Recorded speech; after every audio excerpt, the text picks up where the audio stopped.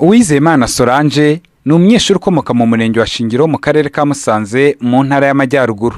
Yiga mu mwaka wa gatatu muri imwe muri kaminuza za hano mu mujyi wa Kigali. Aba mu nzu akodesha 15,000 by'amafaranga y'u Rwanda buri kwezi, ngo ni nyuma yaho yarabura icumbi imbere mu kigo. Iyi nzu abamo ni imwe bakunze kwita ghetto. Ayifatanya n'abandi banyeshuri ku buryo buri cyumba muri 4 bigize kibamo abantu 8. Ni saa 6:30 z'amanywa barategura ibyo kurya, gusa kubaganiriza birasaba kubategereza bigashya. Cyakora kurya kabiri ku munsi byo ngo si ibya buri gihe nk'uko abivuga. Ahubwo mu Kinyarwanda bajya bavuga ngo udafite arya nk'umurwayi, kubera yuko amafaranga bari make ya buruse rwose yo nyine iradufasha gake, ariko ntabwo ibasha gukemura ibibazo tuba dufite. Rero kuko bari nkeya niyo mpamvu natwe turya ibiryo bikeya, suko ari uko biba biduhagije cyangwa se ariyo system, ahubwo ni ikibazo cy'ubushobozi buke tuba dufite. Kwizirika ni ukwitera icyuma nyine, kuko nta kundi wabigenza. Mubyita kwitera icyuma? Yego rwose. Bishatse kuvuga ko tuba tubayeho ku buryo tutakabayeho nyine, ariko tukemera kubyemera kuko nta kundi twabigenza. Ubukode, ibyo kurya, gufotoza note ndetse na tike y'urugendo ruhwanye n'amafaranga 500 buri munsi, Uwizeyimana ngo agomba kubikura mu 25,000 bya buruse. Kuri ibi ngo hiyongeraho n'amavuta yo kwisiga, isabune yo gukaraba n'iyo kumesa, imyambaro ndetse n'ibindi bikenerwa ku bakobwa. Kubigabanya amafaranga ngo ntibimworohera.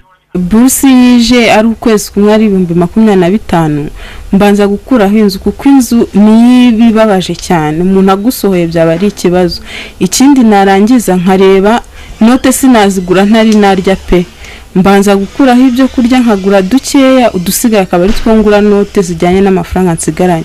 Ni ukuvuga ngo hari n'igihe usanga nguze note ku munsi w'ikizamini, bitewe n'uko mbere mba ntabonye amafaranga yo kurya, kuko ntabwo wajya kugura note waburaye, ntabwo bishoboka. Mbanza gukuraho ayo kurya, ubundi bya note bikazaza nyuma. Birashoboka ko hari undi mubare w'abanyeshuri ba kaminuza ubayeho nka Uwizeyimana Radio na TV10 batabashije kugeraho. Gusa baba mu nzu imwe nawe bavuga ko ngo amafaranga y'inguzanyo bahabwa ari nk'agatonyanga mu nyanja, kandi ibi ngo bikanabagiraho ingaruka. Kanabwirirwa nkanjye njya mbwirirwa rimwe na rimwe. Icyo ubwirirwa pe? Nkanaburara ahubwo. Ukashobora kwiga se cyangwa uriryamye? Kubera ko aricyo kiba cyaranzanye, sinasiba muri classe wa mugane. Niba hari assignment kandi waraje kwiga urihangana nyine, tikenyeza umukanda nyine ukagenda ukayikora. Nk'umuntu ashobora kuza nk'ubu buruse heruka kuza hashize nk'amezi 2. Ubu maze amezi 2 nta buruse? Ndumva ashize nta buruse dufite. Nk'ubu rero nko muri ibi bihe turimo ni bibi cyane, hagize umuntu uvuga ati ndakugurira ibiryo rwose nangwa ndakwishyurira n'inzu, hita ugenda wiruka, none se wabyanga kandi usinzara yakwica.